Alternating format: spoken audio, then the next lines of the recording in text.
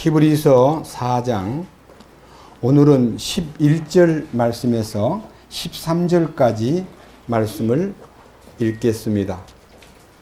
히브리서 4장 11절입니다.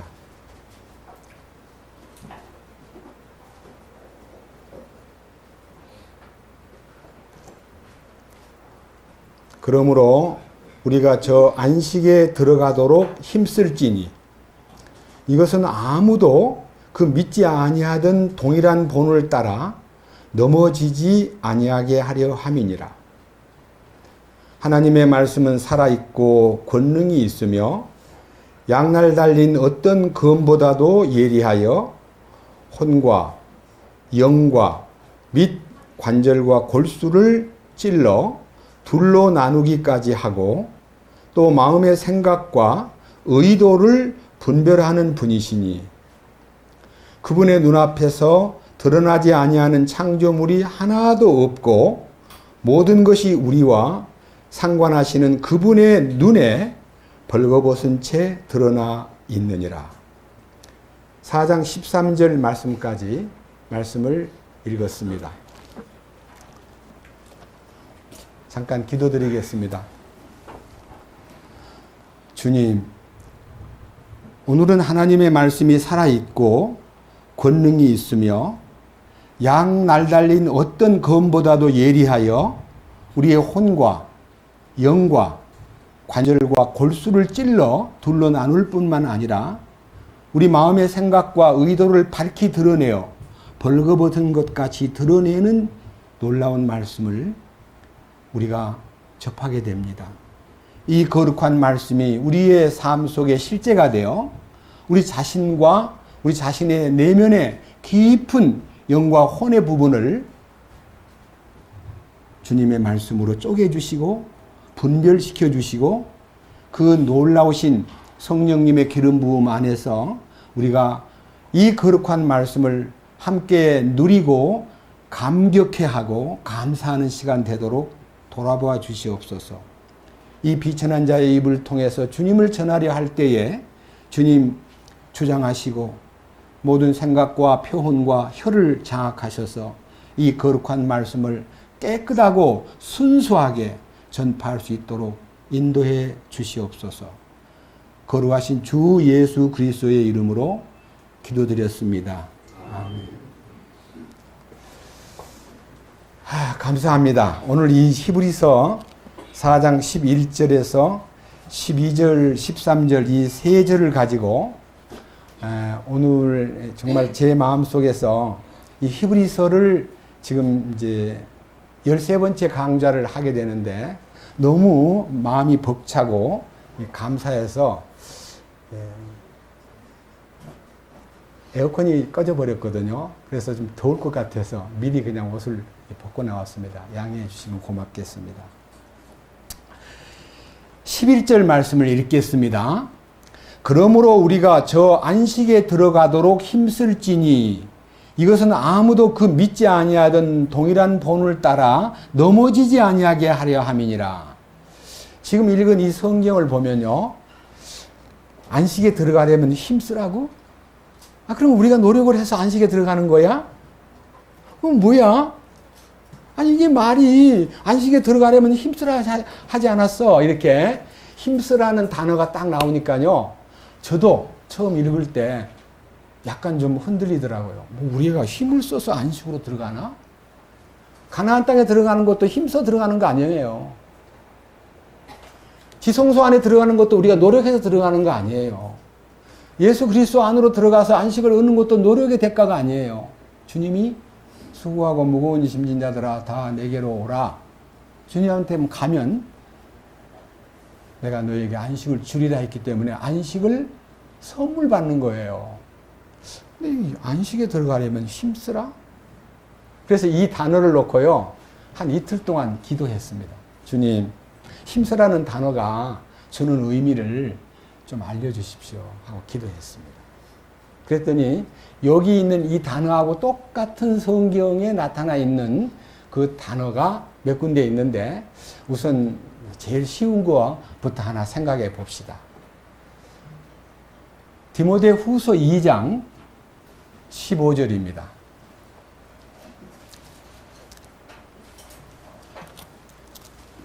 조금 앞으로 넘기면요. 디모데후서는요. 322페이지입니다.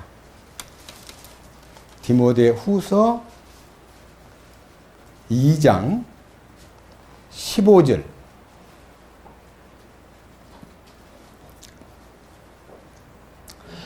너는 진리의 말씀을 바르게 나누어 네 자신을 하나님께 인정받은 자로 부끄러울 것이 없는 일꾼으로, 옛날 개혁 성경에는 드리기를 힘쓰라 이렇게 돼 있고, 지금 이 흠정역에서는 나타내도록 연구하라.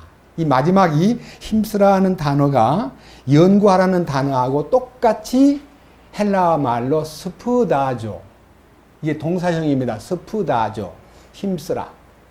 또 몰두하라, 연구하라, 진지하게 접근하라, 그런 뜻입니다. 그러니까 힘쓰라는 말은요, 노력을 하는 게 아니고 히브리서 4장 12절 말씀으로 들어가라, 그런 뜻입니다. 그래서 히브리서 4장 12절 말씀에 들어가기 전에 안식에 들어가려면 힘을 쓰는데, 많은 사람이 안식에 들어가지 못하고 넘어져 버렸다, 실패하고 많은 사람이 엄청난 착오를 빚었는데 왜 착오가 일어났느냐? 세 가지 원인이 있습니다. 앞으로 잠깐 히브리서 3장으로 가서 그 넘어진 원인, 아무도 그 믿지 않던 동일한 본을 따라 넘어지지 아니하게 하려 함이니라는 히브리서 4장 11절 말씀을 알게 해주기 위해서 히브리서 3장 8절을 봅니다. 먼저 히브리서 3장 8절. 경록해 하던 때와 광야에서 시험하던 날에 한 것 같이 너희 마음을 강팍하게 하지 말라. 제가 지난 주일날요, 이 강팍하다는 말은요, 고집이 세다, 성질이 아주 까다롭다, 아주 완고하다, 그런 뜻입니다. 이게 바로 혼의 아주 끈질긴 이 특성을 얘기합니다. 이 혼이 너무너무 고집이 세고 완고하고, 자기가 한번 알고 나면 그 양보할 줄 모르고 아주 버티는 이 완고한 기질이 혼의 특성이다, 그 말입니다. 그럼 두 번째, 그 다음 12절 봅니다. 3장 12절. 형제들아, 너희 중에 어떤 사람에게 믿지 아니하는 악한 마음이 있어 살아계신 하나님을 떠나는 일이 생기지 아니하도록 조심하라. 이 악한 마음이라는 말은 뭐가 악한 마음일까요? 똑같이 이 선과 악의 개념을 놓고 볼 때요, 하나님의 선하심이 우리에게 나타나가지고 나의 악을 정복하고 주님의 선하심을 이루는 것이 신앙생활입니다. 그러니까 내 악과 선을 가지고 신앙생활을 가르는 게 아니라, 내한테는 악도 있고 선도 있는데요, 그거 다 악이에요. 인간이 갖고 있는 자아는 선악이라는 개념에서 볼 때 우리끼리는 착하다, 참 마음이 너그럽다, 아주 인심이 좋다, 아주 포용심이 있다, 이렇게 말하는 거요, 다 그것도 하나님 볼 때는 가짜예요. 다 엉터리예요. 그래서 우리에게 있는 악한 것만 제거해 주시고 내게 좀 장점이 되는 것은 딱 보관해 놨다가 주님 일에 써먹으려고 딱 내놨을 때 그게 바로 자아라는 아주 고약한 악이다, 이거예요. 더 악한 악이에요. 악한 나의 모습보다도 선한 나의 모습이 하나님 앞에 적극적으로 반항하는데, 그 악이 바리새인의 위선이다, 그 말입니다. 주님이 싫어했던 마태복음 23장에 있는 바리새인의 악이요, 겉은 번드르르하고 아주 깨끗하게 보이는데 속에는 아주 형편없는 죄악이 꿈틀거리고 있다고 주님이 지적하셨습니다. 그래서 여기에 악한 마음이라는 말은요, 내 속에 들어있는 못된 성질을 말하는 게 아니고 고상한 척 하면서도 주님을 거역하는 마음이에요. 그래서 성경에 여러 군데 악에게 지지 말고 선으로 악을 이겨라. 선으로 악을 이기라는 말은 악은 너요, 너가 너 자신을 가지고 누구를 이기려고 하지 말고 주님의 선하심이 너에게 나타나가지고 그 악을 선으로 이기는 겁니다. 그러니까 악을 갚지 말고 선으로 악을 덮으라. 이것은 주님만이 하실 수 있는 일이다. 이게 첫 번째 고집센 강팍함과 두 번째 이 악한 마음이 바로 하나님을 떠나는 일이 생기게 만드는 위험한 요소다. 그걸 이제 아시고 하나 더 봅시다. 그 다음에 이제 13절. 오직 오늘이라 불릴 때에 서로 날마다 권면하여 너희 중에 아무도 죄의 속임수를 통해 강팍하게 되지 아니하도록 하라. 죄의 속임수. 아주 이 죄가 매력적으로 다가오는데 어떤 속임수냐 하면요. 우리가 이 죄의 속임수라는 것이 사탄이 우리로 하여금 하나님을 따라가는데 악한 행동을 해서 하나님을 이제 슬프게 하는 게 아니라 잘하는 것처럼 아주 진지하게 아주 깨끗하게 양심적으로 사는 것 같이 보이면서도 하나님 보실 때 전혀 하나님 마음에 들지 않는 모습들. 이게 이제 죄의 속임수입니다. 죄라는 말은 빗나가다는 뜻인데요. 빗나가게 만드는 요소가 사실은 혼이라고 하는 이 자아 속에 엄청난 아까 말한 대로 자기가 갖고 있는 사상과 어떤 이념과 아니면 경험과 전통과 어떤 많은 지식에 의해서 다른 사람을 속이는 행동들이 바로 죄의 속임수다. 자, 그래서요, 우리가 이 혼이라는 문제를 안고 사는 것에 대해서 가장 면밀하고 가장 주도적으로 이 혼과 영을 쪼개는 역사가 없이는요, 강팍하면서, 다시 말하면 방금 얘기했던 악한 마음에서, 죄의 속임수에서 벗어날 수가 없다는 것입니다. 근데 제가요, 이 성경을 읽으면서 이 히브리서 4장 11절 이하 13절을 읽으면서 수요일부터요, 토요일까지 그냥 온통 요셉의 얘기가 막 제게 다가왔습니다. 요셉의 얘기가. 그건 이제 좀 있으면 왜 요셉의 얘기가 이렇게 내게 다가올까 싶어가지고 제가 요셉의 전기를 이 창세기 37장에서부터 45장까지 쭉 요셉의 그 전기를 계속 읽으면서 이 말씀이 나타나가지고 어떻게 쪼개는 역사를 했던가에 대한 놀라운 얘기가 발견되었기 때문에 오늘 처음 요셉의 얘기를 통해서 이 히브리서 4장 12절을 선포하고자 합니다. 우선 히브리서 4장 12절 갑니다. 12절. 하나님의 말씀은 살아있고 권능이 있으며 양날 달린 어떤 검보다도 예리하여 혼과 영과 및 관절과 골수를 찔러 둘로 나누기까지 하고 또 마음의 생각과 의도를 분별하는 분이시니. 옛날 개역을 읽을 때는요, 그 하나님의 말씀이 인격이다. 다시 말하면 하나님 자신을 가리킨다라고 되어 있지 않고 그냥 말씀이 의도와 생각과 마음의 생각과 뜻을 감찰하나니라고 되어 있지 감찰하시는 분이라고 되어 있지 않거든요. 이 말씀이요, 바로 로고스이신 하나님을 얘기하고 바로 히브리서 1장에서 3절까지 나타나 있는 그 실존하는 하나님, 역사하는 하나님, 살아서 이 우주를 운행하고 계시는 하나님, 죄를 정결케 하시는 하나님, 지금도 하나님의 보좌 우편에서 우리를 통치하시는 하나님, 이 전체를 로고스로 집약을 해놨기 때문에 지금 이 히브리 기자가 하나님의 말씀은 살았고 살아있고라는 말씀은 제가 히브리서 1장 1절에서 3절까지를 통해서 살아있고 운동력이 있고 역사하시는 하나님, 그리고 현존 속에서 자기를 완전히 역사 속에서 이렇게 열어놓으신 하나님에 대해서 잠깐 읽어보겠습니다. 히브리서 1장 1절. 지나간 때에는, 이 말은요, 이 성경이 기록되기 전까지의 구약시대를 말합니다. 여러 시대의 다양한 방식으로, 여러 시대라는 말은 아담 시대 이후부터 노아 시대, 그 다음에 아브라함 시대, 그 다음에 예를 들면 이스라엘 민족의 건국 시대, 다윗 왕 시대, 뭐 바벨론 포로 시대, 많은 시대에 걸쳐 가지고 다양한 방식으로 하나님의 일꾼들을 통해서 조상들에게 말씀하신 하나님께서 하는 말은요, 이 1장 1절은 구약 시대에 4,000년 동안 하나님을 얘기합니다. 예수님 오시기 전 4,000년 동안의 하나님을 얘기하는 겁니다. 그 다음 2절. 이 마지막 날들에는 예수님께서 오신 시기가요, 말세라고 하고 마지막 날들이라고 불리우기 때문에 자신의 아들을 통하여 우리에게 말씀하셨으며 그분을 모든 것의 상속자로 정하시고 또 그분으로 말미암아 세상을 만드셨느니라.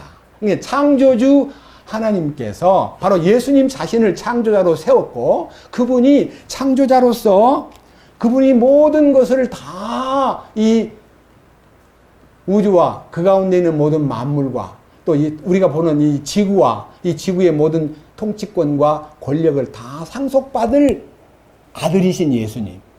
그리스도가 이 지구의 상속자입니다.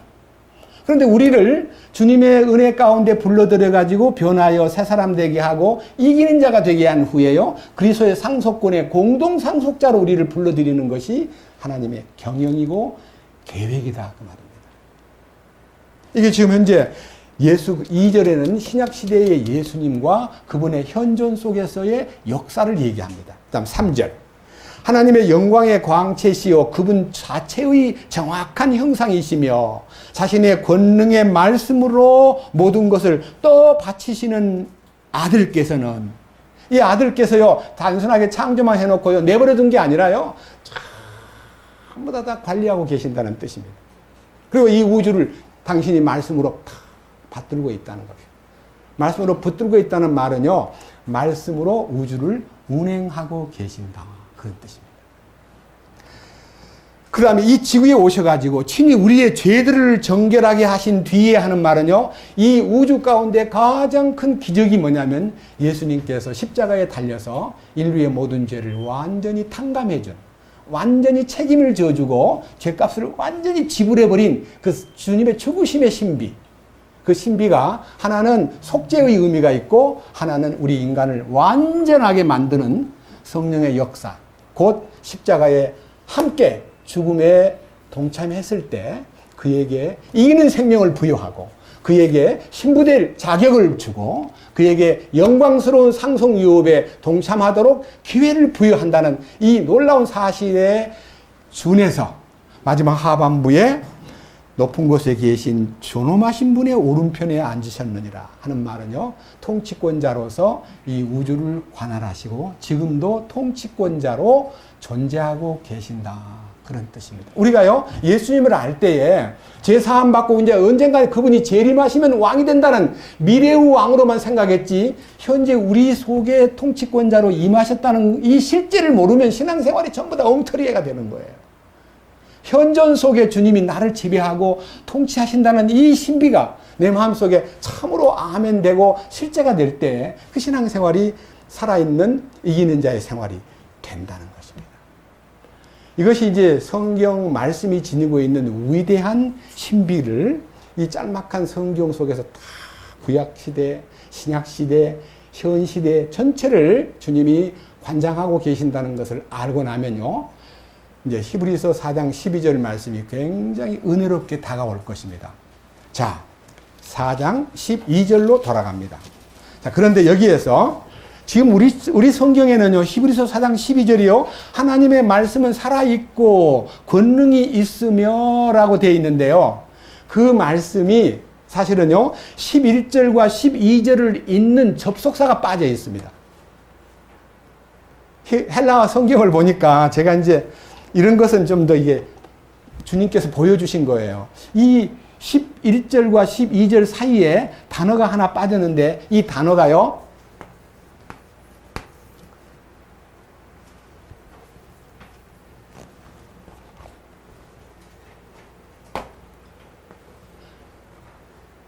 이 단어를 있었습니다. 알파, 가르.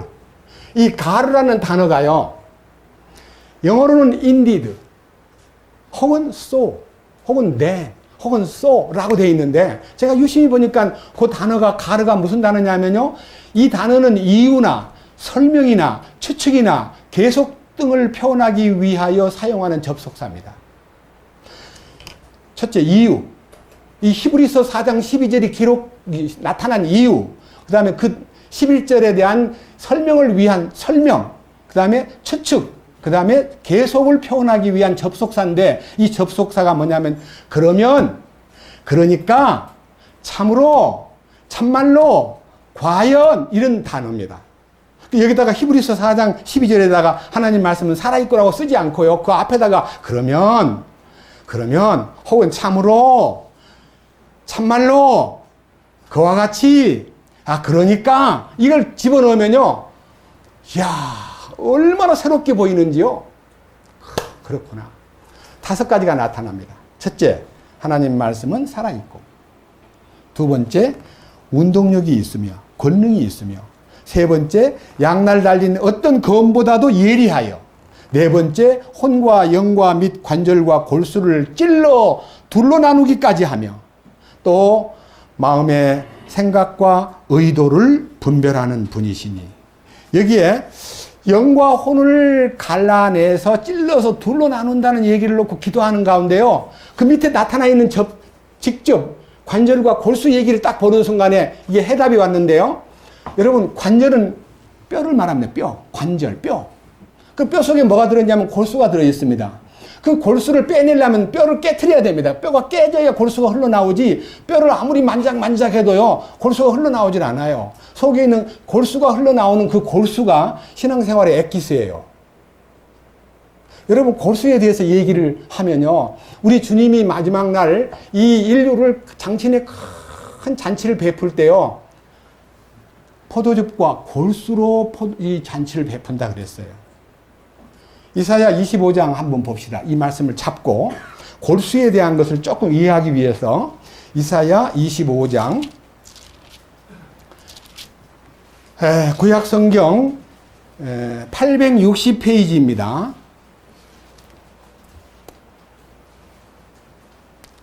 6절입니다. 만군의 주께서 이 산에서 모든 백성들을 위하여 기름진 것들과 찌꺼기 위에 또 있는 포도즙으로 잔치를 베푸시되, 곧 골수로 가득한 기름진 것들과 골수로 가득한 기름진 것들, 이 골수가 바로 만민을 위한 파티에 포도즙의 안주로 사용되는 거예요. 안주로. 골수로 가득한 기름진 것과 찌꺼기 위에 또 있어 잘 정제된 포도즙으로 하시고, 또 그분께서 이 산에서 모든 민족들을 덮은 덮개의 표면과 모든 민족들을 뒤덮은 베일을 없애시며, 이 말은요, 민족과 민족 사이에 많은 장벽이 있고 많은 비밀이 있고 베일이 가려져 있었는데 주님이 전부 다 커튼을 벗겨버립니다. 이 말은요, 완전히 오픈되는 거예요. 완전히. 그 다음 뭐라 그랬어요? 8절, 승리 가운데서 사망을 삼키리라. 그러니까요, 죽음이 정복되고요, 주님 한 번만 나타나는 거예요. 이 영광스러운 잔치에서 우리의 눈물을 씻기시고 모든 책망받을 죄를 땅에서 제거하시고, 그리고 사람들로 하여금 주님, 우리의 구원자이신 주님, 우리가 당신을 기다렸습니다. 당신의 구원은 참으로 기쁩니다라고 그 구원하신 주님을 찬양하는 만국을 위한 파티에 골수가 사용된다는 것입니다. 뭔 말일까? 골수가. 자, 관절이 쪼개지면 골수가 흐르듯이요, 혼이 파쇄되어야 영이 흘러나오는데, 그 영이 하나님 앞에 마음껏 찬송 부르고 마음껏 노래하고, 영이 뭐예요? 하나님께 찬송하고, 하나님께 영으로 기도하고, 하나님께 영으로 경배하고, 하나님께 영으로 예배하고, 하나님을 영으로 찬양하는 것이 우리 인간에게 주어진 축복인데, 이 영으로 하지 않고 전 뭘 해요? 혼으로 해요. 혼으로, 입으로 딸싹딸싹 주님의 높고 위대하심을 하고 목소리로 하는 거지, 진정 이 속에서 솟구치는 영이요, 골수처럼 나타나가지고 우리 주님을 기쁘게 하는 그 골수가 흐르는 축복에 대해서 아는 사람이 별로 없더라 이거예요. 시편 하나 보십시다. 시편 63편에 이런 기록이 있습니다. 구약성경 728페이지.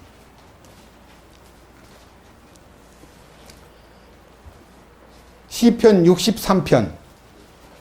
이 시는 다윗이 유대 광야에서 가장 힘들게 사울 왕에게 쫓기던 시절에 쓴 시이기 때문에 가장 깊은 내면의 고통과 혼이 막 너무 바짝바짝 타가지고요, 어찌할 바를 모르던 상태에서 쓴 시이기 때문에 이 1절과 5절을 비교하면요, 아, 주님이 응답해 주셨구나 하는 것을 느끼게 됩니다. 자, 1절. 오 하나님이여, 주는 나의 하나님이시니이다. 내가 일찍 주를 찾되 물이 없어 마르고 메마른 땅에서 내 혼이 주를 갈망하며 내 육체가 주를 사모하오니. 여러분 다윗에 대한 얘기를 잠깐만 빌린다면요. 골리앗을 잡을 때 백성들이 막 사울이 죽인 자는 천천히요 다윗은 마음만이로다. 속으로 얼마나 좋았겠어요. 다윗도 젊은 사람이 혈기가 왕성한 사람이 왕보다 더 자기를 높여주는 노래를 듣고요. 백성들에게 여러분 그렇지 않습니다. 여러분 나는 아무것도 아닙니다. 나는 하나님의 신분은꾼이고 왕이 높으신 분입니다. 왕에게 만만하세요. 나는 천천히나 불러도 좋습니다라고 그 군중들을 좀 이렇게 진정을 시켜야 마땅한데요. 아무 말 없이 그냥 갑니다. 사울 왕이 막 신경이 예민해지면서 나라의 모든 여자들의 민심이 다윗에게 기울어진다면 나는 왕자리를 뺏기고 얼마 전에 사무엘이 나에게 말씀을 버린 당신은 하나님이 왕되지 못하게 하셨습니다. 말씀을 버린 당신은 버림받은 왕입니다. 라는 말을 들었기 때문에 이게 막 트라우마가 끼어가지고 다윗을 보는 순간에 못 견디는 거예요. 그래서 다윗을 죽이려고 이제 막 고통을 주는데 사실은요 다윗의 고통받는 시간은요 겸손하게 만들고 온유하게 만들고 하나님의 큰 뜻을 배우는 환경에다가 집어넣은 훈련이기 때문에 이 광야 생활이 그에게 있어서는 참으로 메마른 땅에서 내 혼이 주를 찾기에 갈급합니다. 주님 내 육체도 주님을 사모합니다. 주님 내가 이것은 성소에서 주를 배운 것 같이 주의 권능과 주의 영광을 보고자 합니다. 주의 권능과 영광이 제게 필요합니다. 저는 지금 주님의 권능과 영광이 메말라 있습니다. 주님 저에게 주님의 충만으로 채워주신다면 3절 주의 인자하심이 생명보다 나음으로 내 입술이 주를 찬양하리이다. 이와 같이 내가 사는 동안에 주를 찬송하고 주의 이름으로 내 손을 들리니 이 말은요 주님을 진정으로 찬송하는 사람 되고 싶습니다. 내가 비록 이 광야에 쫓기는 신세로 고통받고 있지만 주여 나를 해방시켜 주십시오. 해방시킨 게 뭐예요? 혼이 처리가 되는 거예요. 뭐라 그랬어요? 5절 내 혼이 뭐가 됐습니까? 골수와 기름진 것으로 배부른 것 같이 만족하며 내 입이 기쁜 입술로 주를 찬양하되. 여러분 누가복음 12장에 보면요 부자가 돈을 많이 벌어가지고 농사가 잘 돼서 막 풍작이 드니까 참 좋다. 이 풍요한 모든 풍년을 내가 어떻게 하면 좋을까? 내 곡식을 쌓아두고 평안히 먹고 마시고 즐거워하자. 내 혼아 평안히 먹고 마시고 즐거워하자. 여러분 물질이 혼하고 이렇게 연결돼 버리면요 타락되는 거예요. 그 물질을 주님에게 연결시키고 이 혼은 주님의 공급을 따로 받아야 되는데 그 혼이 물질에 그냥 집착하기 시작하면 그 혼은 망가져 버리는 거예요. 그래서 여기 있는 이 혼이 다윗이 골수에 기름진 것으로 배부르고 만족하며 그리고 주님 앞에서 6절에 보면 내가 침상에서도 주님을 기억하고 밤 깊은 경점들에서도 주를 묵상합니다. 주님은 나의 도움이 되셨습니다. 내가 주님의 날개 그늘 아래 기뻐하겠습니다. 내 혼이 주님 뒤를 바싹 따르겠습니다. 주님 나를 붙잡아 주세요.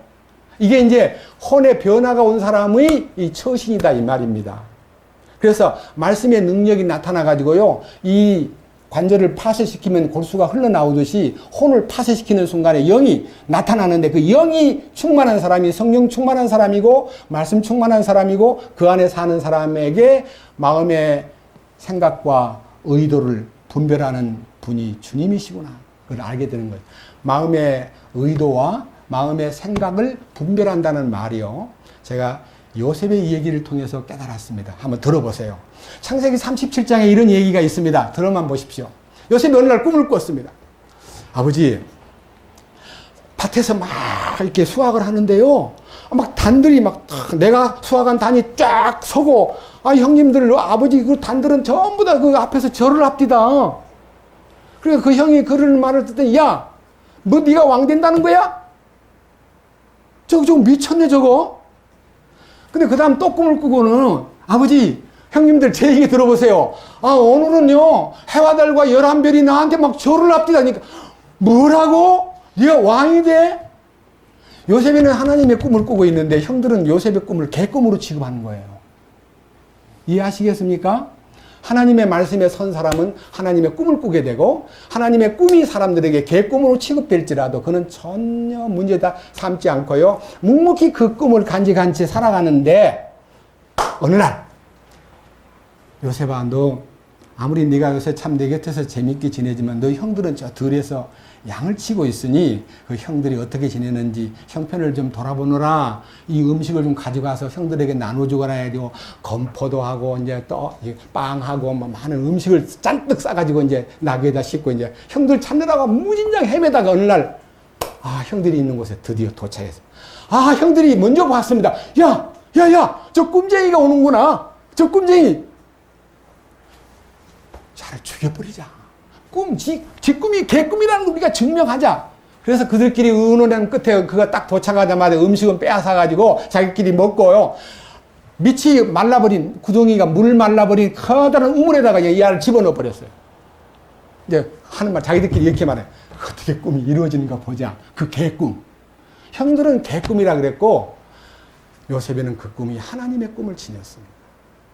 근데 희한하게도요, 루벤은 큰아들이기 때문에 좀 이게 아버지의 마음을 잘 읽었는지, 자를 그냥 죽여버리면 되냐. 내가 나중에 따로 건져가지고 아버지한테 데리고 가리라 하고 마음을 먹고 잠깐 일을 보고 온 사이에 미디안 장사꾼들이요, 상인들이 때리죠, 지나갑니다. 근데 유다라는 친구, 여보세요, 잠깐만요. 어이, 그냥 죽이는 것보다 그냥 팔아먹어버립시다. 돈 얼마나 주겠어? 은 20냥. 그래서 최저 가격에 30냥 받아야 되는데요. 사람값이 30냥인데 20냥 받고 그냥 싸게 17살 먹은 요셉이를 팔아먹어버렸어요.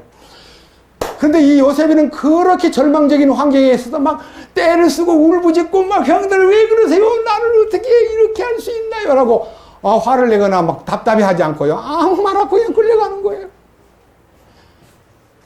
여러분, 하나님의 꿈을 가진 자는 절망하지 않습니다. 하나님의 꿈을 가진 자는 원망하지 않습니다. 그것만 그래요?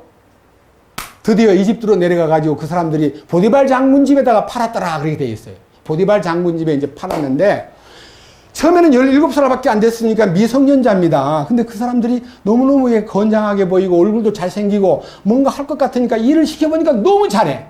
몇 년 만에 그 집에 가정 총무를 만들었는지 몰라도요. 사모님만 관리하지 말고 나머지 네가 다 참고 뭐 모든 거 다 관리하라. 이 집안에 있는 모든 일도 네가 다 맡아서 해라 하고 이 재정권과 행정권을 이 요셉에게 주고요. 그 보디발 장군은 군대에 나가 있습니다. 근데 그 집 부인 되는 이름은 없지만요. 보디발 장군의 아내 되는 사람이 가만히 하는 거 보니까 자가 무슨 고아 출신인가. 정말 일도 잘하고 영특하고 눈빛도 반짝거리고 아주 준수하게 보이고 그러니까 자꾸만요 접근하기 시작했는데 여자가 바람이 나버린 거예요.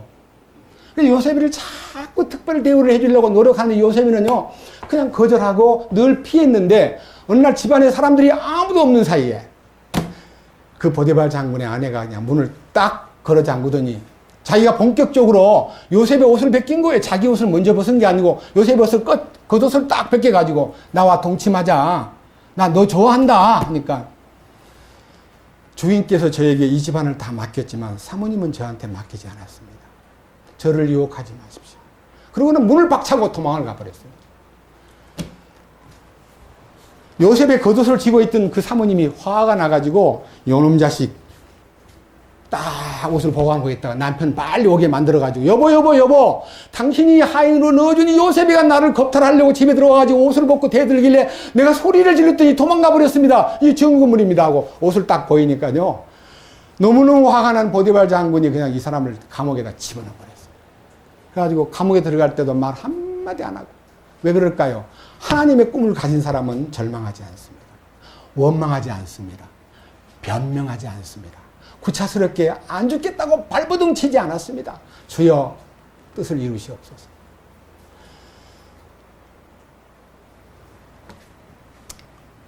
근데 이 요셉이가 감봉에 딱 들어가 보니까 왕을 모살하기 위해서 이제 혐의를 받은 이제 빵 맡은 주방장, 술 맡은 관리, 그러니까 포도즙을 갖다 바치는 술 책임자, 그 다음에 빵 책임자 두 사람이 왕이 먹는 음식에다가 독약을 넣어가지고 죽이려고 했던 것이 발각이 돼가지고 두 사람 다 이제 쳐넣었는데 왕의 생일이 다가오고 있을 때 이들이 꿈을 꿨나 봐요. 근데 꿈을 꿨는데 이제 꿈 얘기 길게는 안 하고요.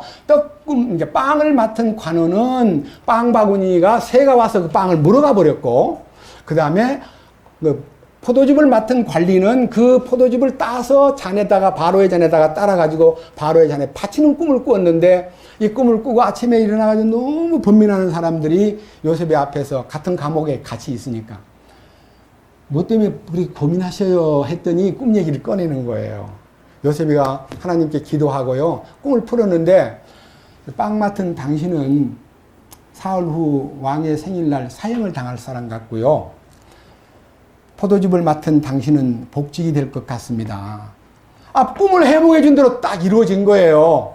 그러니까 빵을 맡은 사람이 왕을 모살하기 위해서 독약을 넣은 것이 발견돼가지고 그는 사형당하고, 술 맡은 관원은 혐의가 풀려가지고 그는 이제 복직이 됐는데, 근데 떠날 때 저를 잊지 마세요. 전 너무 억울하게 들어왔거든요. 저는요, 이 감옥에 들어올 때 큰 문제 없이 이렇게 들어왔는데 꼭 저를 좀 탄원해 주세요. 그랬더니 알았어 그래 놓고는 잊어버렸어요. 자기가 복직되고 나니까 뭐 감방 안에 있는 한 허술한 죄수 요셉을 어떻게 기억하겠습니까? 이제 복직된 것이 너무 좋아가지고 이제 왕 앞에 늘 이제 아침마다 혹은 식사 전에 이제 포도즙을 바치는 이제 신하가, 어느 날 아침에 왕이 이상하게 술잔을 거절하고, 나 지금 아무것도 안 먹고 싶어. 그래 가까이 가가지고, 왕이시여 무슨 고민이 있으십니까? 이렇게 물었더니, 네가 알아서는 뭐해? 아니요, 혹시 고민이 있으면 저한테 말해주면 저도 함께 노력하겠습니다. 그랬더니, 야, 나 꿈을 하나 지난밤에 꾸었는데 너무 희한한 꿈을 꾸었어. 2번 겹쳐 꾸었는데 7 풍성한 이삭이 나왔다가 빽빽 마른 아주 못된 이삭이 와서 잡아먹어버리고, 7마리 아주 살찐 소가 나왔다가 빼빼 마른 소가 7마리가 나타나서 그걸 잡아먹어버리는 희한한 복수꿈을 꾸었는데, 이집트의 유명한 점쟁이, 마술사, 무슨 뭐 많은 꿈 해몽가를 불러다가 해석을 하라 했더니 아무도 못해. 그래서 내가 너무너무 지금 마음이 아주 무거워. 아무것도 먹기 싫어. 그랬더니, 왕이시여, 그 감옥 속에 제가 2년 전에 감옥에 있을 때에 그 꿈 잘 풀던 사람이 하나 있던데 그 사람 데리고 올까요? 그 친구가 해몽한 대로 이 빵 굽는 관원은 사형을 당했고 저는 복직이 됐걸랑요. 데리고 올까요? 그랬더니 데리고 와봐라. 그래서 요셉이를 감방 안에서 끄집어내가지고 깨끗하게 옷을 입히고 수염을 깎고 왕 앞에 딱 섰습니다. 왕의 꾼 꿈을 아주 조목조목 다 해몽을 하는데요. 그 해몽이 하나님의 계획이 왕에게 나타났습니다.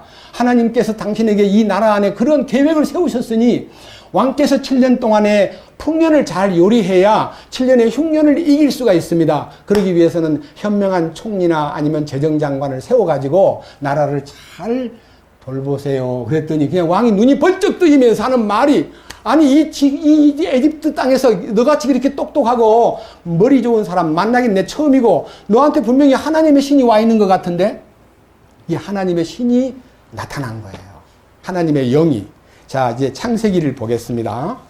제가 지금 이 얘기한 내용을요, 이제 구체적으로 말씀을 통해서 입증하겠습니다. 창세기 41장 37절입니다.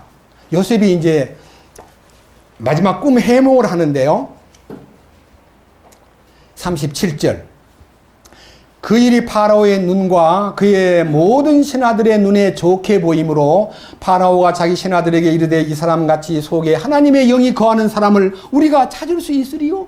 하고 요셉에게 이르되 하나님께서 이 모든 것을 내게 주셨으니 내게 보여주셨으니 너와 같이 사려 깊고 지혜로운 자가 없도다. 너는 내 집을 다스릴지니라. 내 온 백성이 네 말에 따라 치리를 받으리니 나는 왕자에서만 너보다 높으리라 하니라. 파라오가 또 요셉에게 이르게 자 내가 너를 세워 이집트 온 땅을 다스리게 하노라 하며 자기 손에서 반지를 빼어 요셉의 손에 끼워주고 그에게 고운 암화포 옷을 입히며 금사슬을 그의 목에 걸어주고 자기가 소유한 둘째 병거에 그를 타게 하며 그들이 그 앞에서 소리 지르기를 무릎을 꿇고 절하라 하더라. 파라오가 요셉을 이집트 온 땅을 다스릴 치리자로 삼았더라. 그때 요셉의 나이는 30살이었다고 기록되어 있습니다. 자, 요셉이 총리가 되었습니다. 하나님의 영이 흐르는 사람, 하나님의 영에 의해서 순수하게 혼에 잡혀있지 않고 영에 잡혀있는 완전히 말씀에 붙들려 있는 사람이라는 이유가 어디에 있느냐면요. 제가 이 성경 얘기에 대한 마지막 얘기를요. 시편 105편에서 입증하겠습니다. 시편 105편.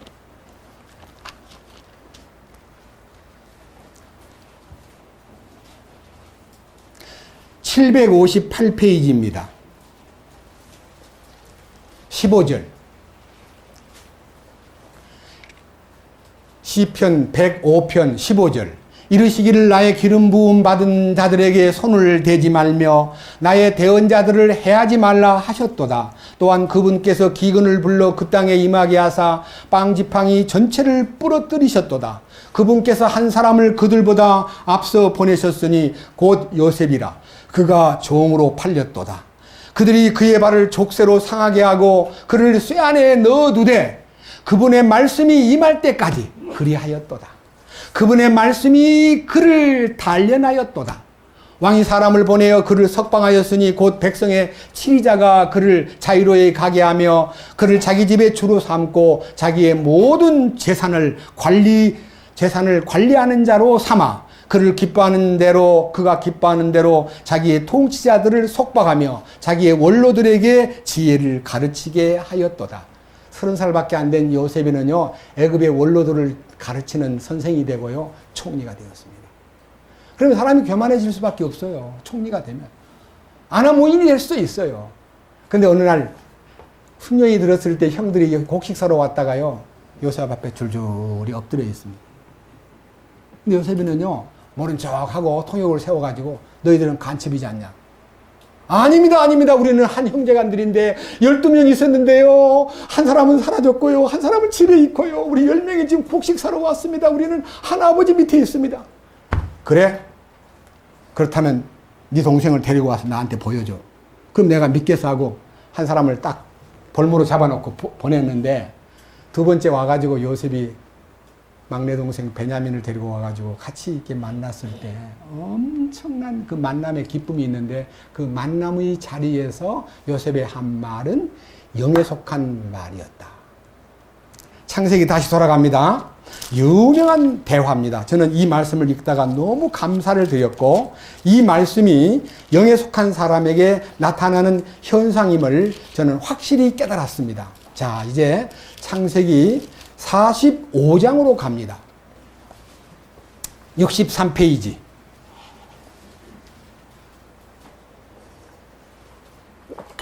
1절. 그때 요셉이 자기 옆에 서 있던 모든 자들 앞에서 자기를 억제하지 못하여 소리를 질러 모든 사람을 자기에게서 물러가게 하니라. 요셉이 자기 형제들에게 자기를 알릴 때에 그와 함께 서 있던 자가 아무도 없었더라. 그가 크게 우니 이집트 사람들과 파라오의 집이 듣더라. 요셉이 자기 형제들에게 이르되 나는 요셉입니다. 내 아버지께서 아직 살아계십니까? 그의 형제들이 그 앞에서 불안하여 능히 그에게 대답하지 못하매 요셉이 자기 형제들에게 이르되 청하건대 내게로 가까이 오소서 하니 그들이 가까이 가매 그가 이르되 나는 당신들의 동생 요셉입니다. 당신들이 나를 애굽에 팔았잖아요. 그런즉 이제 당신들이 나를 이곳에 팔았다고 해서 근심하지 마세요. 당신들 스스로 당신에게 노하지 마세요. 하나님께서 생명을 보존하시려고 나를 당신들 앞에 보내셨어요. 또 이 땅에 2년 동안 기근이 있었으나 아직 5년이 남아있기 때문에 형님들 빨리 우리 가정들을 구원하기 위해서 이 땅으로 데리고 오시면 되겠습니다 하고 8절 그런즉 이제 나를 여기로 보낸 자는 당신들이 아니요 하나님이십니다. 하나님이 나를 여기 보내신 거예요. 9절 당신들은 속히 내 아버지께로 올라가서 그분께 아뢰되 아버지의 아들 요셉이 이같이 말하나이다. 하나님께서 나를 이집트에 주로 세우셨으니 지체 말고 내게로 내려오소서. 자, 여기에 큰 놀라운 얘기가 있습니다. 제가 요셉이 같으면요, 형들 보고, 형님들, 나 팔 때 내가 얼마나 울었는지 몰라요. 내가 얼마나 괴로웠는지 모른다고요. 어떻게 그럴 수가 있어요, 형들이. 이렇게 원망을 해야 되는데, 전혀 원망하지 않고, 형들이 나를 판 거 아니에요. 하나님이 나를 일로 보낸 거예요. 나를 이렇게 높은 자리에 앉게 하신 것은 하나님이셔요. 형들 걱정하지 마세요. 슬퍼하지 마세요. 후회하지 마세요. 괴로워하지 마세요. 이 얘기가요, 야곱이가 죽은 후에까지도 이어지는 거예요. 창세기 50장 보면요, 눈물인 얘기가 있습니다. 유언을 자기들이 만들어가지고, 아니, 아버지가 유언하려면 요셉이 흘러다가 유언을 해야지. 아버지가 유언할 때 형들 보고, 요셉이 보고 얘기해라.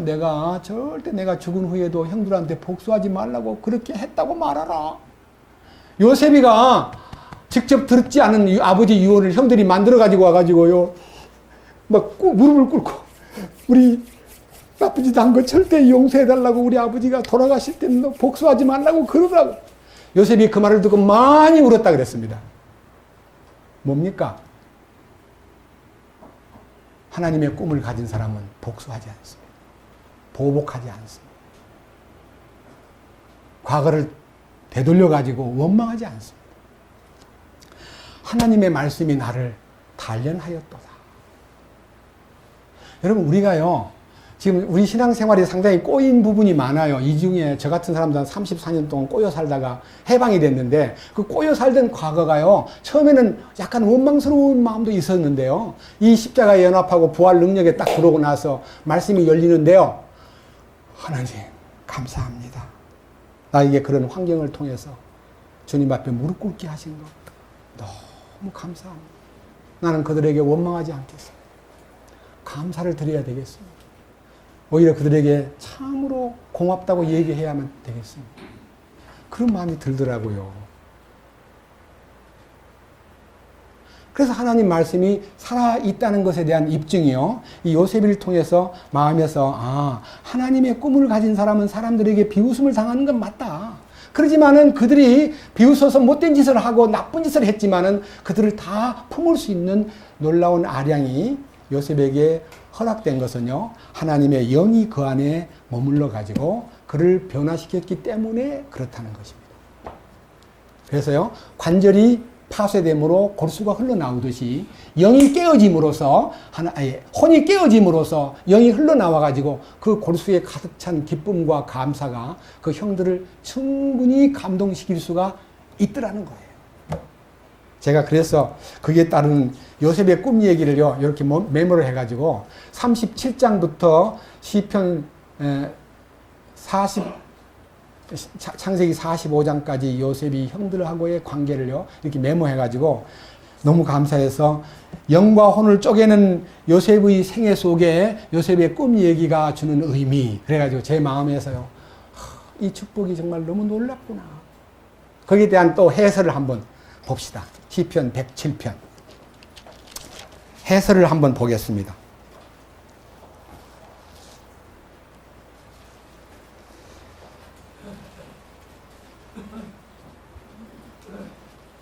(7절입니다) 시편 106편 7절. 우리 조상들이 이집트에서 주의 이적들을 깨닫지 못하였으며 주의 풍성한 긍휼을 기억하지 아니하고 오히려 바다에서 곧 홍해에서 그분을 경록케 하였나이다. 그럼에도 불구하고 그분께서 자신의 이름을 위하여 그들을 구원하셨으니 이것은 친히 자신의 강하신 권능을 알리고자 하심이로다. 그분께서도 홍해도 꾸짖으시니 그것이 마르게 되므로 그분께서 그들을 인도하사 광야를 통과하듯 깊음들을 통과하게 하시고 그들을 미워하는 자의 손에서 그들을 구원하시며 원수의 손에서 그들을 구속하셨고 물들로 그들의 원수들을 덮으심에 그들 중에 하나도 남지 아니하였도다. 여기까지가요, 하나님의 능력과 실제가 나타난 홍해바다의 기적을 얘기하는데, 그때 이 백성들의 마음속에서요, 이제 찬송이 흘러나오는데 한번 보세요. 12절. 그때에 그들이 그분의 말씀들을 믿고 그분을 찬양하는 노래를 불렀도다. 이 노래 소리는 출애굽기 15장에 잘 나타나 있지만요, 일일이 찾아가 보지 않고 여러분 상상에 맡기겠습니다. 다만 말씀을 믿고 찬송을 불렀습니다. 아, 하나님이 우리를 고통을 보시고 내려오셔서 우리를 이집트 손에서 그 바로의 손에서 끄집어내 가지고 광야로 인도하여 가나안 땅에 데리고 간다는 약속의 말씀이 이제 믿어집니다. 아, 하나님 능력이 있으신 분임을 믿습니다. 감사합니다.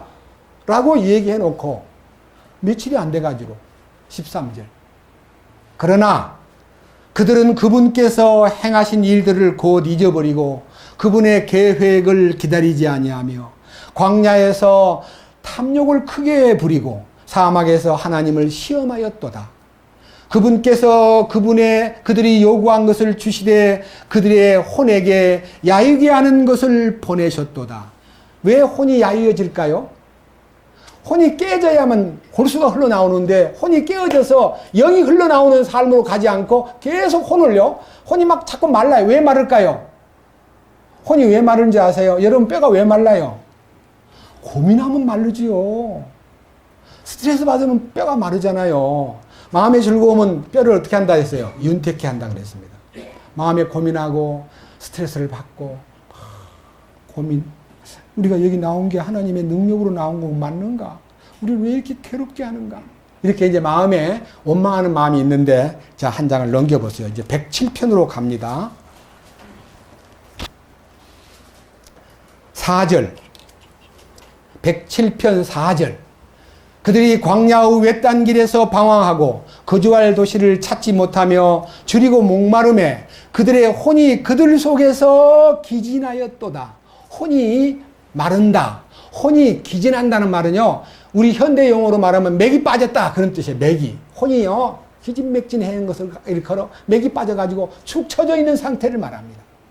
그런데 왜 우리가 이 혼이 말라가도록 사는가? 물질과 세상과 향락을 추구하면 구원받은 사람은 혼이 마르게 되어 있습니다. 주님 한 분만을 사모하면 혼이 마르지 않습니다. 보세요. 9절. 그분께서 사모하는 혼에게 만족을 주시며 줄인 혼을 선하심으로 채워주시는도다. 이 혼 속에 주님의 선하심을 채워준다면, 주님의 영으로 충만케 한다면, 이 혼이 주님의 영 안에서 지배받는다면 그 순간 혼이 만족하고 줄인 혼이 하나님의 선으로 채워지시면서, 자, 11절. 그들이 하나님의 말씀을 거역하며 지극히 높으신 이의 계획을 멸시하였기 때문이라. 그러므로 그분께서 고욕으로 그들의 마음을 낮추시니 그들이 넘어져도 돕는 자가 없었도다.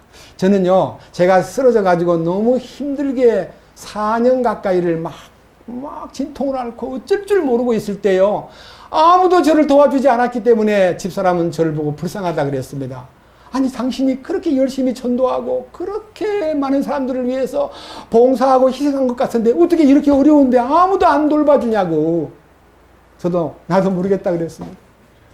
근데 나중에 알고 보니까 주님이요, 주님하고 나하고 1대1로 얘기하려고요, 다 걷어버린 거예요.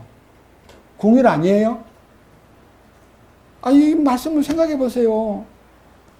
네? 12절.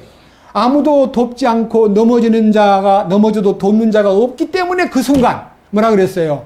그들이 고난 중에 죽게 부르짖음에 그분께서 그들의 고통에서 그들을 구원하시되 어둠과 사망의 그늘에서 그들을 데리고 나오시고 그들의 결박을 끊으셨도다.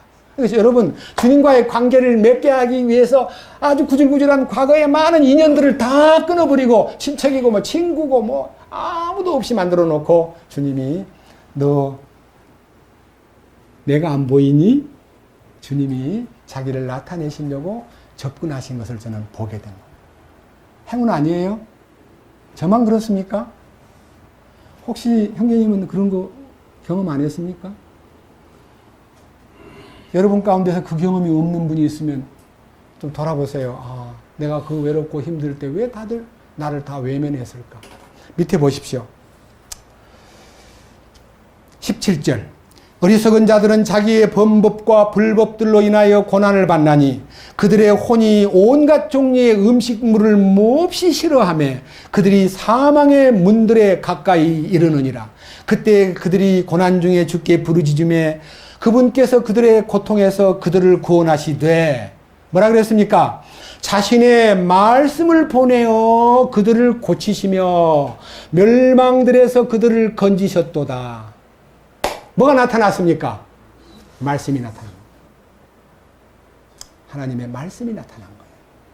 그래서 너희들도 하나님의 안식에 들어가도록 힘쓸지니라는 말은요, 추구하라, 갈망하라, 간절히 요구하라. 다시 하나 보십시다. 그 추구하라는 말에 대한 또 다른 면을 베드로후서 3장으로 갑니다. 잠깐 뒤로 넘겨서 베드로후서 3장으로 갑니다.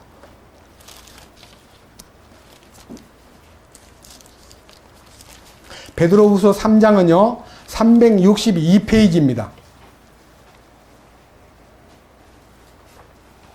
14절. 그러므로 사랑하는 자들아, 너희가 그러한 것들을 기다리나니, 뭘 기다리는 거예요? 10절 이하의 주의 날을 기다리는 거예요.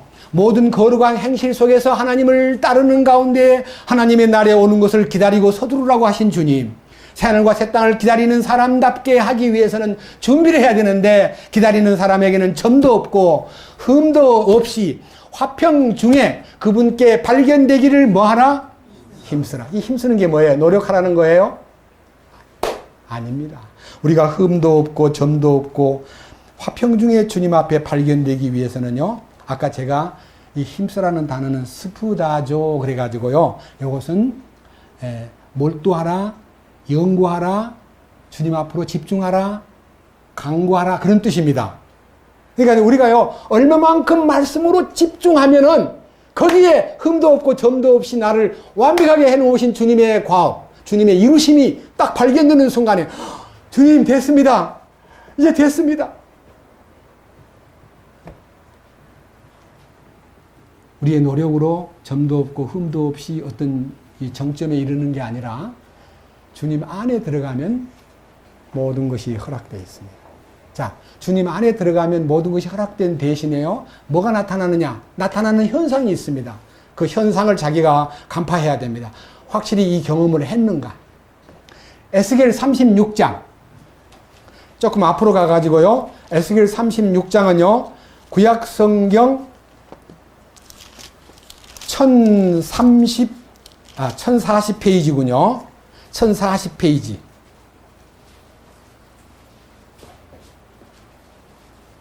25절입니다.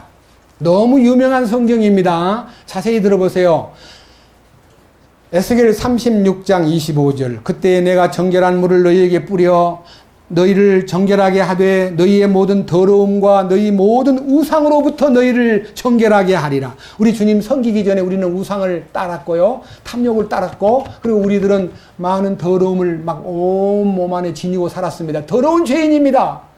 부패한 죄인입니다. 근데 주님께서 당신이 흘리신 보혈의 능력으로 우리를 깨끗이, 죄를 깨끗하게 했고 우상을 섬기던 그 과거에서 우리를 건져냈습니다. 주님 섬기는 사람으로 만들었습니다. 근데 왜 주님을 섬긴다 그러면서도 왜 속에 또 다른 것이 꿈틀거리면서 죄가 해결되지 않는 이상야릇한 나의 현상에 고민하게 됩니다. 왜 그러냐? 내가 왜 구원을 받았는데 왜 죄를 짓냐? 왜 이렇게 허술하냐? 왜 이렇게 자꾸 이중인격자가 되느냐? 왜 이렇게 쓰러지냐 자주? 왜 이렇게 행동과 말이 하나가 되지 않고 왜 말 먼저 하고 행동은 안 따라주느냐? 왜 원하는 바 선을 행치 못하느냐? 이런 갈등을 갖고 고민하던 사람에게 26절이 나타나는 거예요. 또 자가 있잖아요. 또 내가 새 마음을 너희에게 주고 새 영을 너희 속에 두어 너희 살에서 돌 같은 마음을 제거하고 너희에게서 살로 된 마음을 주리라. 돌 같은 마음이라는 말은 껍질을 말하고요, 살로 된 마음이라는 말은요, 내적인 변화받은 새 마음을 말합니다. 옛사람과 그 행위를 벗어버리고 새 사람을 입으라. 새 사람이신 그리스도가 내 안에 오시기 위해서는 옛사람이 또아리를 치고 있던 그 옛사람이 물러가야 됩니다.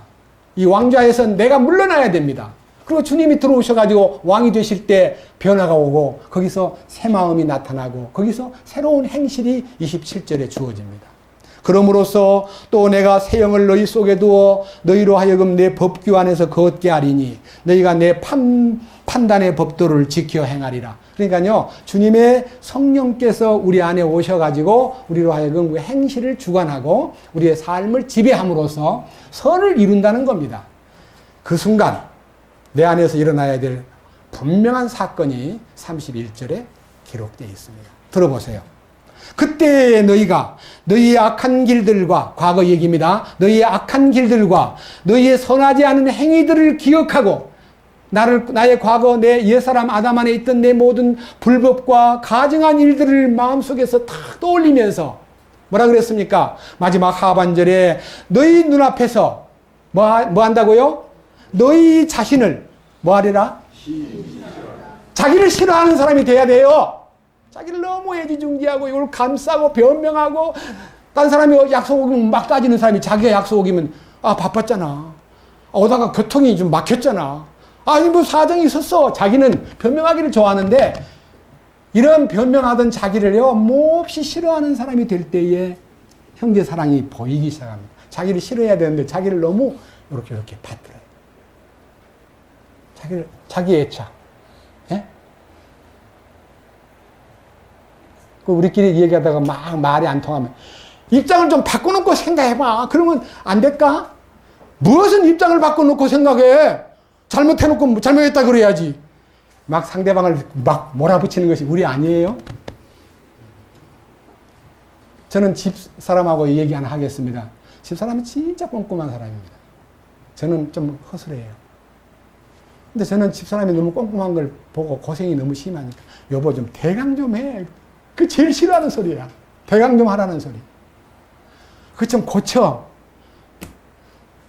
당신 좀 고치시오. 서로가 고쳐라는 소리만 하지 고쳐지지를 않은 거예요. 제가 72년도에 결혼했으니까 결혼 생활을 지금 45년, 45년이 넘었는데 주님 안에 들어가니까 저절로 고쳐지는데 그걸 고치게 만들려고 막 서로를 향해서 이게 손가락질 하는 그거. 그런데 다시 봅니다. 31절 그때에 정결케 된 사람, 우상으로부터 멀어진 사람, 더러움을 깨끗게 한 사람, 새 마음을 얻은 사람, 돌 같은 마음을 제거하고 부드러운 마음으로 살로 된 마음으로 변화된 사람, 영의 인도를 받는 사람들은 그때에 너희가 너희의 악한 길들과 너희의 선하지 않은 행위들을 기억하고 너희의 불법들과 가증한 일들로 인하여 너희 눈앞에서 스스로에게서 자신의 눈앞에서 자신을 어떻게 한다고요? 심히 싫어해야 됩니다. 한번 해봅시다. 자신을 더 크게 자신을 심히 싫어하게 하소서. 아멘. 내가 싫어져야 돼요. 근데 자기를 별로 안 싫어해요. 내가 얼마나 보배로운 인간인데 나를 싫어하다니. 나를 사랑해야지. 왜 나를 싫어해? 그렇습니다. 주님 안에 있지 않을 때는 자기를 지극히 사랑하고 남을 우습게 대했는데 주님 안에 들어오면 자기를 싫어합니다. 욥의 고백을 들어보십시오. 친구 3명이 와가지고요. 자, 욥기 보면요. 한꺼번에 10남매 잃고, 한꺼번에 재산 모두 잃고, 한꺼번에 건강도 잃어버리고, 한꺼번에 또 마누라도 도망가버리고, 하나님을 욕하고 죽어버리세요. 그러고 있는데 친구 3명이 나타나가지고, 야, 멀쩡한데 너한테 하나님 벌레 했을까봐? 죄가 있는 거 아니야? 한번 말해봐 하고 자꾸 죄를 뒤집으니까요. 친구들한테 나 그런 거 없어. 나 잘못한 거 별로 없단 말이야. 너희들 나한테 와서 그렇게 자꾸 따지지 마. 나 너희들 얘기 피곤해. 난 너희들보다 착하게 살았단 말이야 하고 막 자기 의의를 막 내세우는 것이 너무 길어요. 36장까지 욥의 변명이 너무 길어가지고 지루해. 근데 어느 날 주님을 딱 만납니다. 친구들 말고 주님을. 욥기 42장 뭐라고 되어 있는가 보세요. 욥기 42장은요. 구약 성경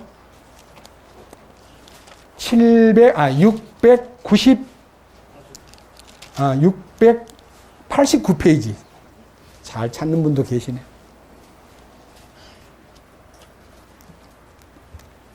(5절과 6절입니다) 욥기 42장 5절과 6절. 내가 귀로 듣는 것을 통해 주께 대하여 들었사오나. 지금까지는 주님 귀로만 들었는데 이제는 내 눈으로 당신을 배웁나이다. 주님 뵙는 순간에 그러므로 내가 내 자신을 어떻게 한다고요? 몹시 싫어하고 위선덩어리구나.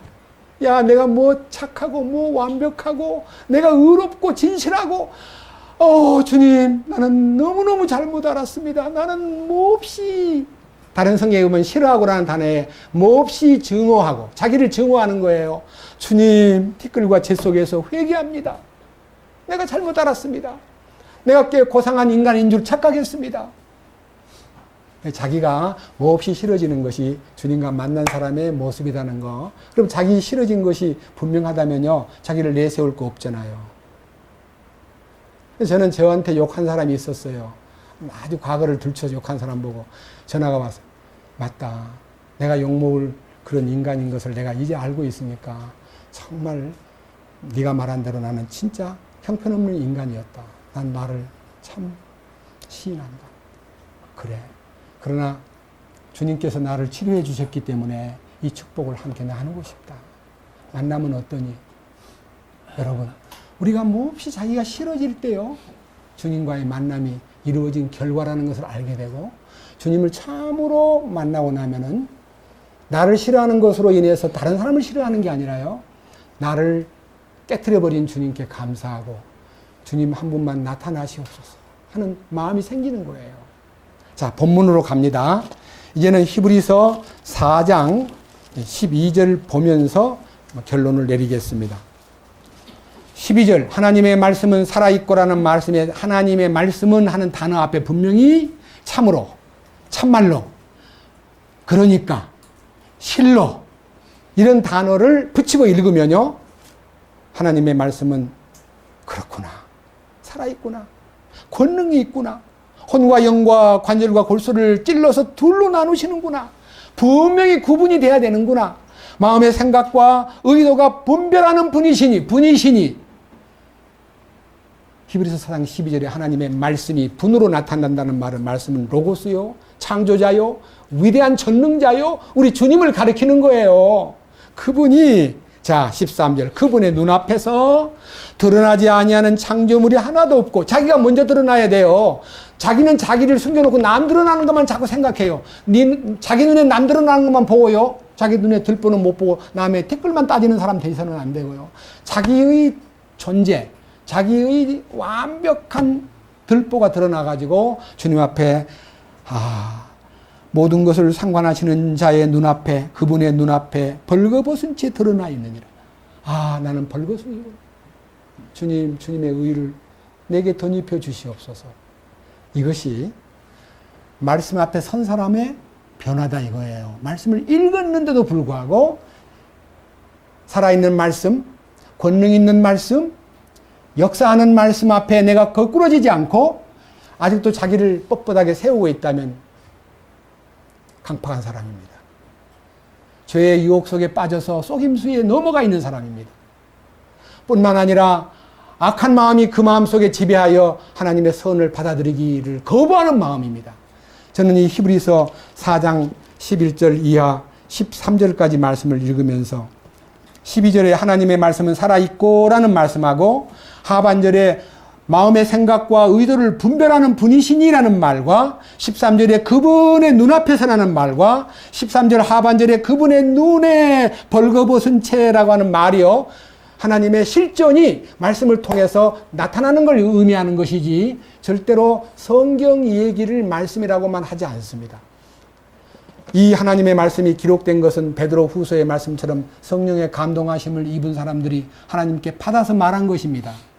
디모데 후서 2장 15절 이하에 어릴 때부터 성경을 읽었는데 그 성경의 능이 너로 하여금 구원에 이르게 하는 믿음을 갖게 하고, 이 성경은 우리로 하여금 교훈과 책망과 바르게 함과 의로 교육하기에 유익할 뿐만 아니라, 마지막 한 절 보고 마치겠습니다. 디모데 후서 2장.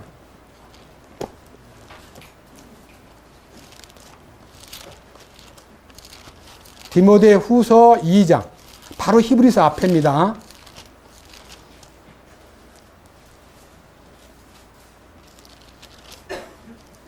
미안합니다. 3장 17절. 17절. 죄송합니다. 3장 17절. 이것은 하나님의 사람이, 이 하나님의 사람이 뭡니까? 사람은 사람이로되 짐승 같은 사람도 있고, 사람은 사람이로되 사람 같은 사람이 있습니다. 그러나 이 둘은 하나님이 기뻐하지 않습니다. 하나님 사람이 돼야 됩니다. 하나님의 사람. 하나님의 사람으로 하여금 어떻게 해요? 완전하게 하는 능력, 말씀으로.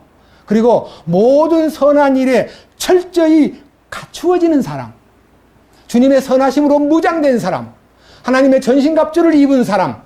성령의 검을 들고 사는 사람. 이런 축복이 이 말씀과 관계된 것임을 잊지 마시고 진실로 주님, 나는 다 드러나 있습니다. 나는 벌거숭이 죄인입니다. 주님이 나를 의의 옷으로 덮어주시고 주님의 크신 사랑으로 나를 옷 입혀주셔서 형제들을 돌보고 배려하고 사랑하는 사람으로 살게 해주십시오. 라는 간구가 우리 속에서 뜨겁게 솟구치는 그런 사람이 되기를 주님의 이름으로 간청드립니다. 주님 감사합니다. 오늘도 히브리서 4장 12절을 중심해서 말씀이 살아있다는 것만 아니라 그 말씀이 현존 속에서 역사하며 그것이 운동력이 있을 뿐 아니라 권능이 있으며 그것이 우리의 혼을 파쇄하여 영이 흐르게 하고 우리의 관절을 쪼개서 골수가 흐르게 하듯이 우리 주님이 나타나는 이 축복을 우리가 보여주기 위해서 이 거룩한 말씀이 우리의 모든 마음의 생각과 의도를 분별하시면서 우리로 하여금 벌거벗은 존재가 보임으로써 겸허해지고 또 여유로워지고 자기를 몹시 싫어하게 되며 그리고 형제 자매들을 소중히 품는 사람으로 살 수 있다는 이 놀라운 비밀을 오늘 우리가 말씀을 통해서 알았습니다.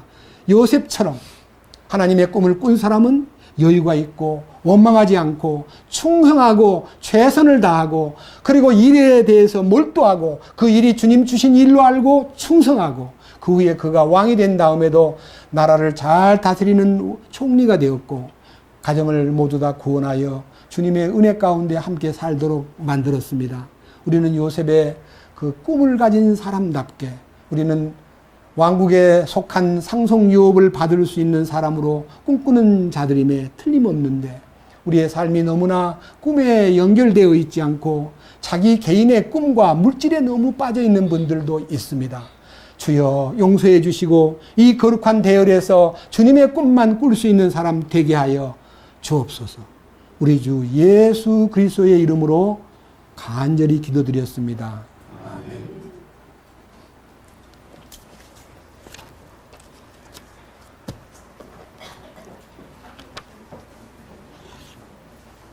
172장 찬송하겠습니다.